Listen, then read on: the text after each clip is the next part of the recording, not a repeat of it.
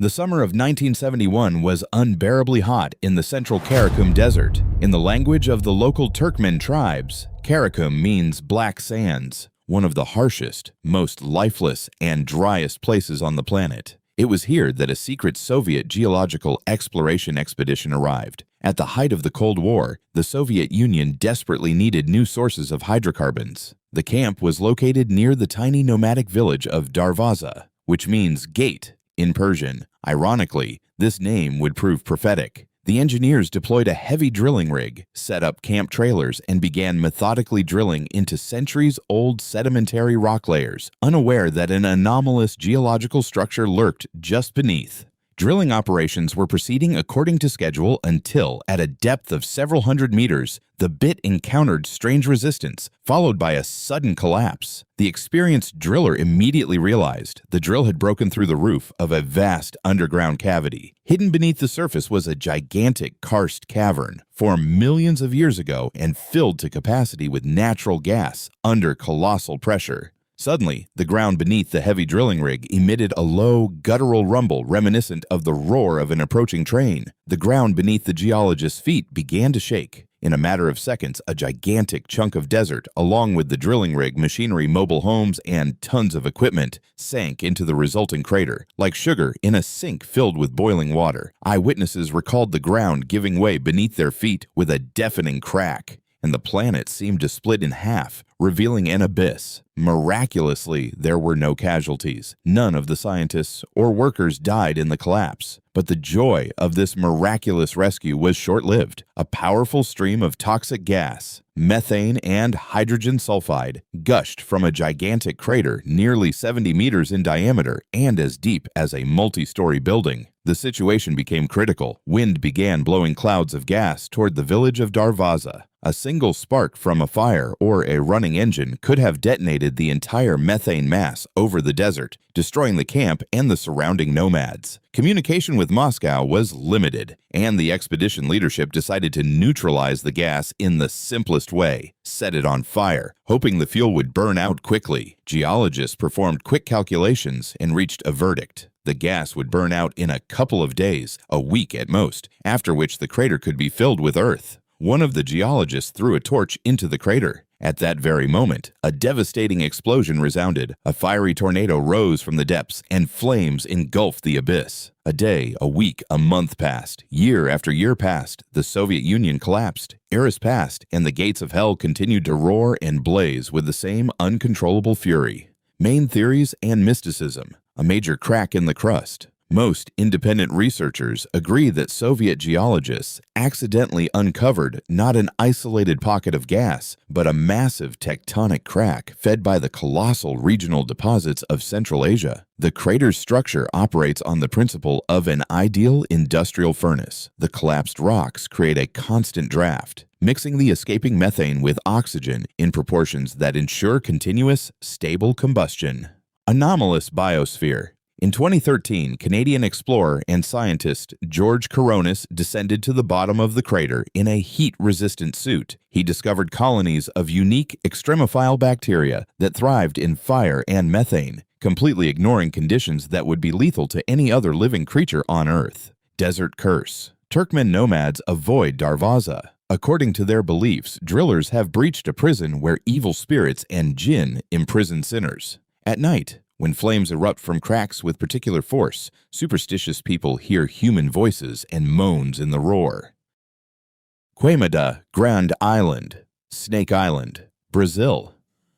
Around 11,000 years ago, at the end of the last ice age, sea levels rose, and a piece of land broke off from the coast of Brazil, becoming an isolated island. The remaining snakes were trapped. The island was devoid of small mammals, forcing the reptiles to switch entirely to hunting migratory birds. To prevent a bird from escaping after a bite, evolution took an extreme approach. The venom of the island's pit viper became 5 times more potent than that of its mainland counterparts. It acts instantly, causing rapid flesh melting and internal bleeding. Lacking natural predators, the snakes proliferated to terrifying proportions. Today, there are between 1 and 5 deadly individuals per square meter of the island, and the treetops literally tremble with the overhanging branches. In 1909, the government built a lighthouse on the island, and the keeper's family settled there. One night, snakes crawled into their house through an open window. Panicked, the family tried to escape by running into the forest, but they ran right through bushes swarming with bothrops.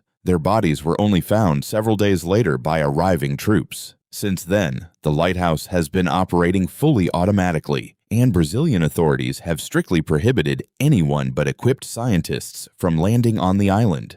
Major theories and mysticism. Pirate legacy. Legend has it that pirates hid the untold treasures of the Inca Empire on the island and deliberately brought hundreds of venomous snakes from the mainland to protect the gold from treasure hunters. The treasure was never found. Black market in venom. Rumor has it that despite the strict ban, Brazilian poachers and secret biolabs wearing special Kevlar gear sneak onto the island under cover of night to catch bothrops and sell their extremely expensive venom to pharmaceutical syndicates.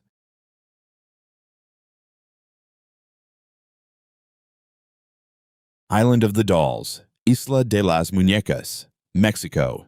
The island of 1,000 empty eyes and screaming trees. Hidden within the maze of the dense, misty, and overgrown Xochimilco canals south of bustling Mexico City lies one of the most eerie, surreal, and emotionally haunting places on Earth, the Island of the Dolls, or Isla de las Muñecas. From a distance, this small patch of land appears to be nothing more than an abandoned island covered in wild vegetation. However, as your boat approaches the shore, hundreds of empty, glassy eyes of plastic and porcelain dolls begin to emerge from the shadows of the trees. There are no people living here, yet the island is filled with an overwhelming atmosphere of loneliness, mystery, and tragedy, born from the suffering of one man. The story of this famous island began in the 1950s when Julian Santana Barrera chose to leave civilization behind. He abandoned his family, his ordinary life, and settled alone on the isolated island as a hermit. Julian lived quietly, growing vegetables and flowers, which he sold on the mainland. His peaceful life changed forever after a tragic event. According to local stories, he heard the desperate cries of a young girl drowning in the canal. He rushed to rescue her, but by the time he reached her, she had already died. Deeply shaken by the tragedy, Julian blamed himself for not saving her life. Later that same day, he found an old, broken doll floating in the water. Believing it was a sign and a way to comfort the girl's restless spirit, he tied the doll to the nearest tree. What began as a simple act of remembrance gradually became an obsession that lasted for 50 years. Julian devoted the rest of his life to collecting dolls. He searched through garbage dumps, pulled discarded toys from the canals, and bought old dolls from fishermen and visitors. Over the years, thousands of damaged dolls covered the island. They hung from tree branches, were nailed to the walls of his small house, and lined the narrow paths. Many had missing eyes, broken limbs, burned faces, tangled hair, and cracked plastic darkened by years of sun, rain, and dirt.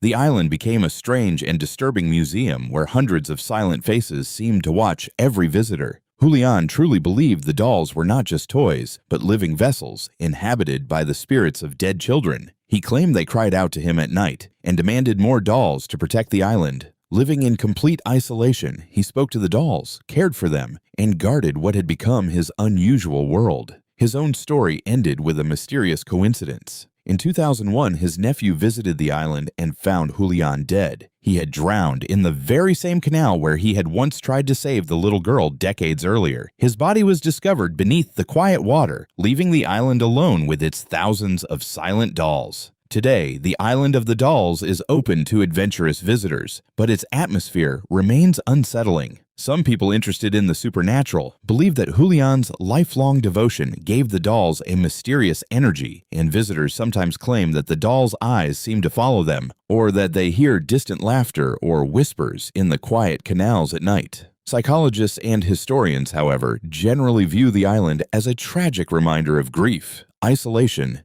and the effects of obsession rather than evidence of paranormal activity. Even so, the Island of the Dolls continues to fascinate people from around the world, standing as a powerful symbol of the thin line between guilt, legend, and the human imagination.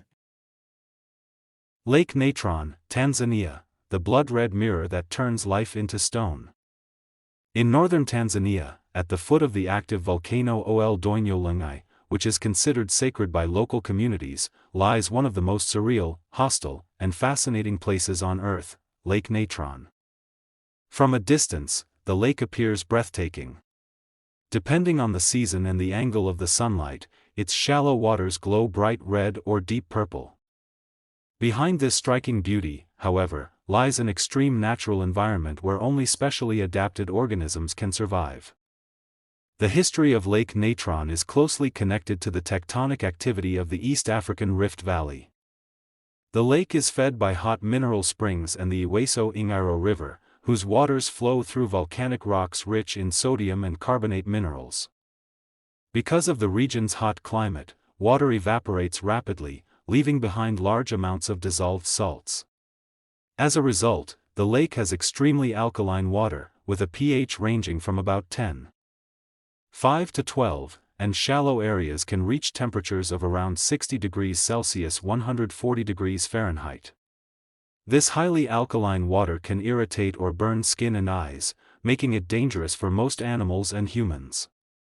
One of Lake Natron's most unusual features is its smooth, mirror-like surface.